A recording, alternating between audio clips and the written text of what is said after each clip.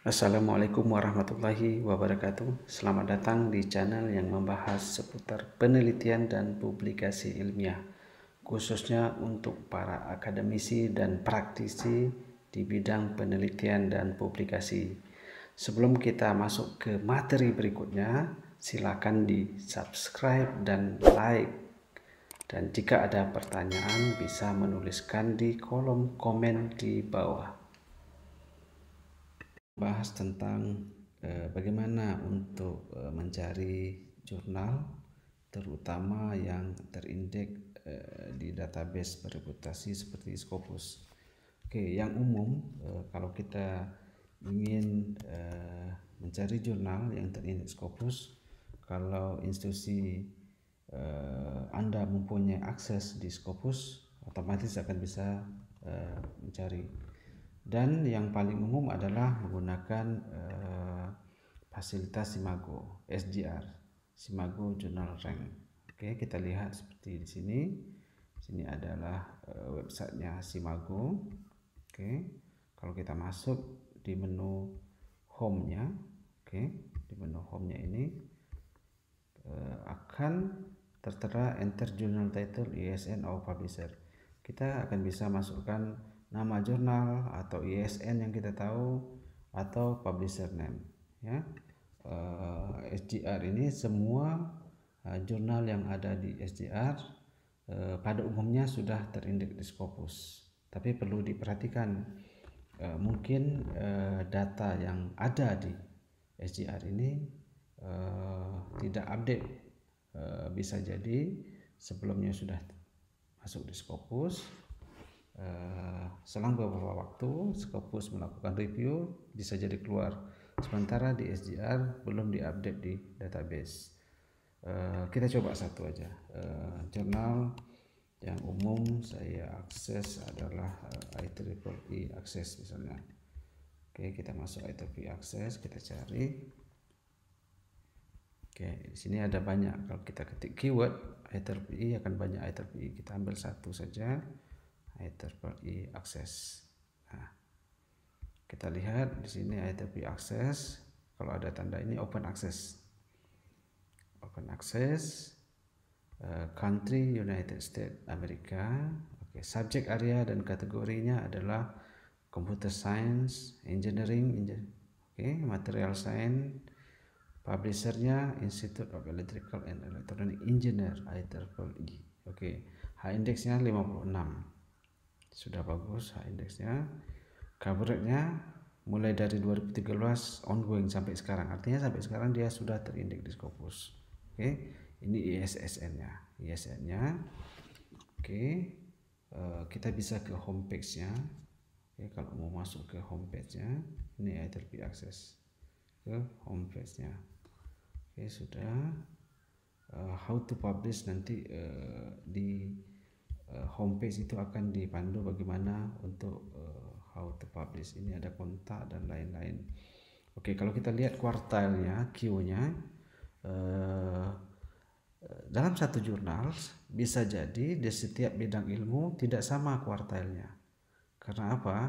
Penilaian kuartil itu berdasarkan dari citasi, jumlah citasi dari masing-masing. Mungkin computer science lebih banyak dan engineering, sementara material masih sedikit. Kalau kita lihat di sini ada 3 bidang ilmu: computer science, engineering, and material science. Oke, computer science dan engineering ada Q1 dan Q1 mulai dari 2014 sampai 2018. Sekarang mungkin belum update, seharusnya sudah 2019 di sini. Q1, sementara di material Q2. Itu biasa. Tidak selalu semuanya sama, ya. Bahkan ada beberapa bidang ilmu 4-5 bidang ilmu berbeda. Nah, data selanjutnya kita lihat sini SJR-nya, ya. Simago Journal Rank, kita lihat citation-nya. Oke, di sini ada total citation warna hijau. Ada citation di sini. External site per dokumen, di sini ada datanya site per dokumen. Citation per dokumen sudah sampai 6. Oke. Citation dokumen, non citable dokumen. Oke, international collaboration sampai di akhir SJR 0,61, ya, 0,61 istilahnya. Nah, ini mungkin informasi yang umum yang kita dapatkan dari Simago. Informasi lain adalah jika kita tidak tahu, misal kita punya artikel ingin mempublikasikan di sebuah jurnal yang kita belum tahu ke jurnal mana, kita bisa pilih jurnal tersebut sesuai dengan bidang ilmu kita. Contoh seperti ini, kita pilih jurnal ranking, kita bisa select subject area. Oke, di bidang saya di computer science. Oke, computer science, kita lihat lebih spesifik lagi. Kalau ini masih umum, computer science kita ambil di bidang computer network and communication, ya. Saya di bidang communication.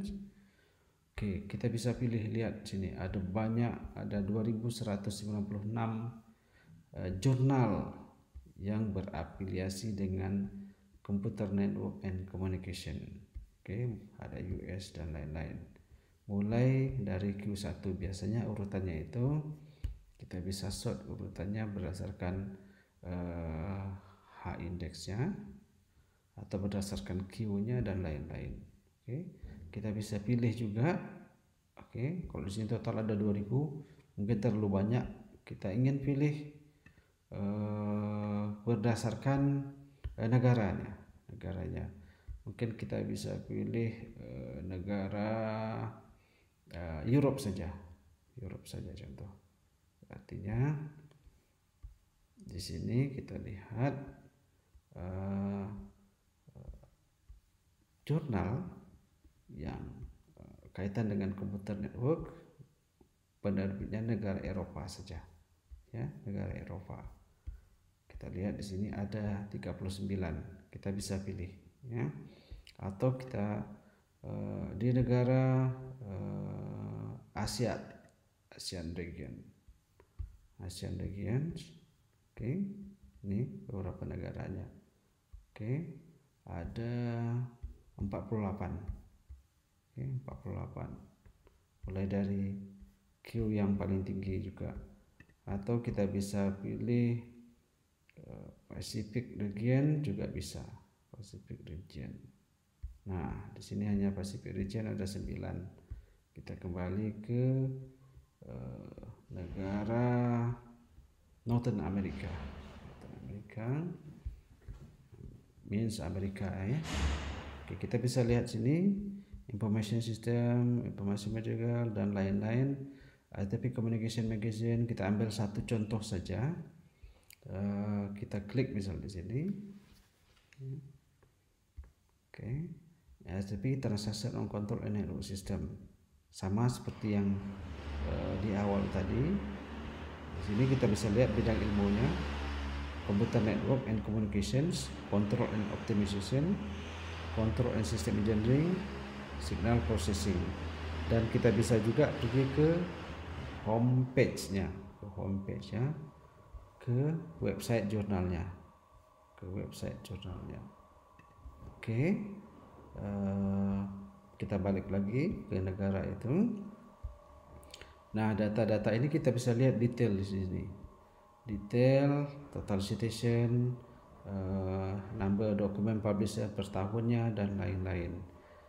Kalau kita ingin di sini ada menu lain, hanya jurnal saja. Kalau kita ingin memilih jurnal saja, ya, bisa menu buku saja, komplain saja atau jurnal saja, dan tahun terakhir. Ini tahun 2018 terakhirnya.